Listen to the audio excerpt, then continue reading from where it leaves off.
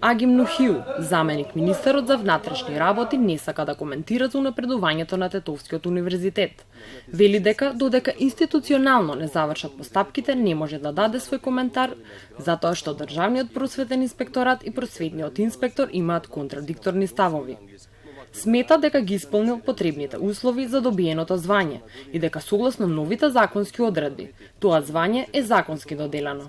Во новиот закон за високо образование, донесен во мај 2018 година, пишува дека именуваното лице за научно звање смее да предава, да држи испити во петок, сабота и недела, но не може да прима паричен надомест од факултетот. Инаку, Агим Нухиу го има добиено звањето вонреден професор 2017 година. Тогашниот закон за високо образование исто така не спречува професор чиј работен однос е во мирување да работи, но според тврдењата на висшиот инспектор Ѓорги Илиевски, тој земал пари од Тетовскиот универзитет.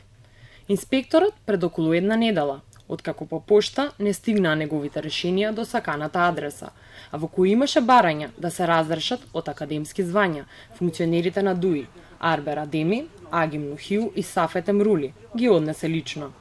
Илиевски по инспекцијски надзор во април месец утврди дека министерот за образование, Арбер Адеми и двајца сегашни функционери во владата незаконски се стекнале со наставно-научни звања на Тетовскиот универзитет. Заменик министерот за внатрешни работи Агим Нухиу и директорот на Државниот завод за индустријска сопственост Сафет Емрули. Испратена е и представка до антикорупцијска.